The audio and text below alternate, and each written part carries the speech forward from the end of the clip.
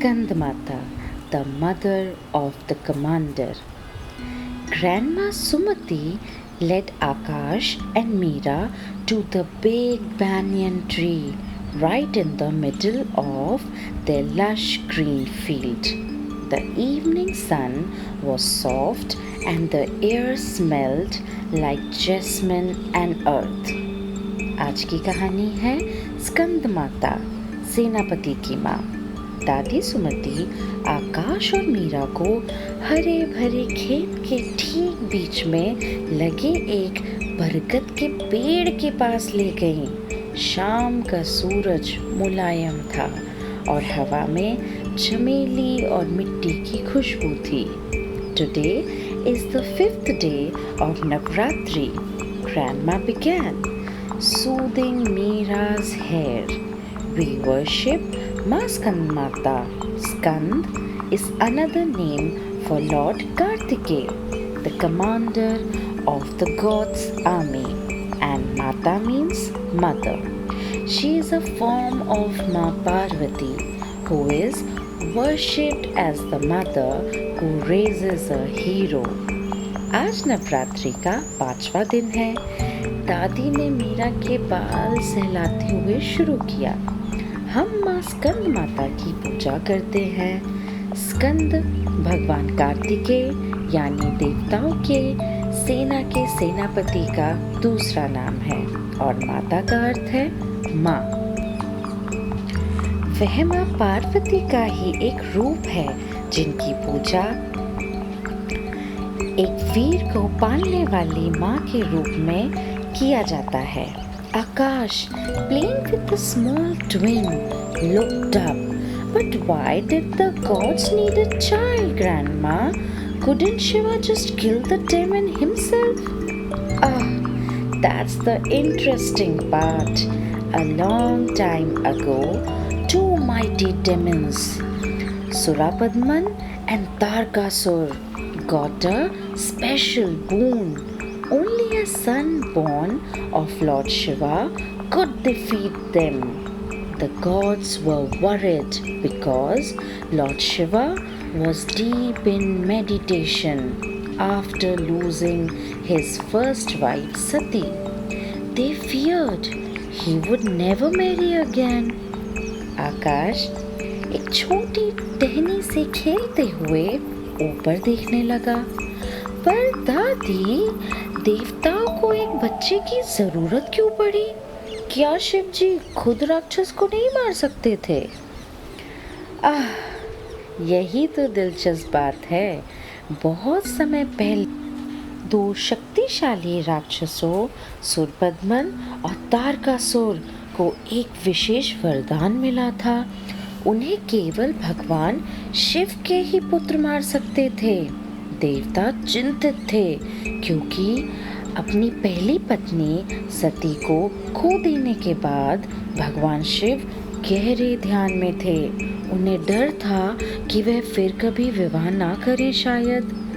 So they pleaded with Ma Parvati, who was Sati's rebirth, to bring Shiva out of his meditation. Grandma continued.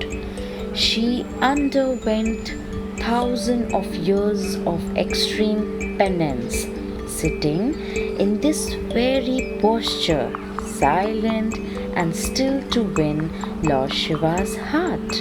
Finally, Lord Shiva agreed, and the divine energy combined to form a fiery seed. इसीलिए उन्होंने माँ पार्वती, जो सती का पुनर्जन्म थी, माँ पार्वती से विनती की कि शिव को ध्यान से बाहर लाएं।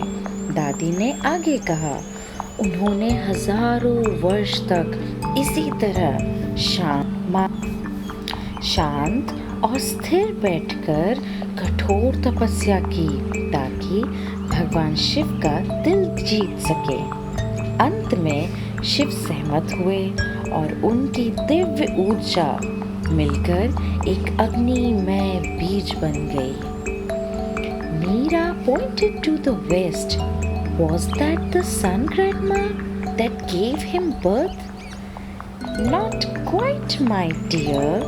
That fiery seed was passed from the fire god Agni to the river goddess Ganga because its heat was unbearable. Ganga finally carried it to the Saravana lake. Ma Parvati herself took the form of that water body to hold the seed, and from there Kartikeya was born. That's why she is called Skandamata, the nurturing mother who sits on a lotus and rides a fierce lion. Meera ने पश्चिम की ओर इशारा किया। क्या सूरज था दादी जिसने उन्हें जन्म दिया? पूरी तरह नहीं मेरी बच्ची, वह अग्नि जैसा भी अग्निदेव से गंगा नदी तक पहुंचाया गया क्योंकि उसकी गर्मी असहनीय थी। गंगा अंत में उसे श्रवण झील तक ले गई। माँ पार्वती ने खुद उस जल निकाय का रूप ले लिया ताकि वह बीज को धारण कर सकें और वहीं से कार्तिकेय का जन्म हुआ। इसीलिए उन्हें स्कंद माता कहा जाता है। कमल पर विराजमान और एक भयंकर शेर की सवारी करने वाली पालनकर्ता माँ। She holds her child on her lap. So whenever you face a problem, remember Skandamata. Her courage protects you and her love guides you.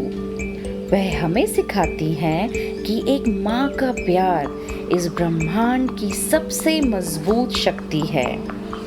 दादी ने अपनी बात पूरी करते हुए अपनी आवाज़ कोमल करते हुए प्यार से बोला। वह अपने बच्चों को अपनी गोद में रखती हैं और उन सभी को आशीर्वाद देती हैं जो अपनी संतान के कल्याण और सफलता के लिए उनसे प्रार्थना करते हैं। इसीलिए जब भी तुम किसी समस्या का सामना करो, स्कंद माता को याद करना। उनका साहस तुम्हारी रक्षा करेगा और उनका प्यार तुम्हारा मार्गदर्शन करेगा। Thank you.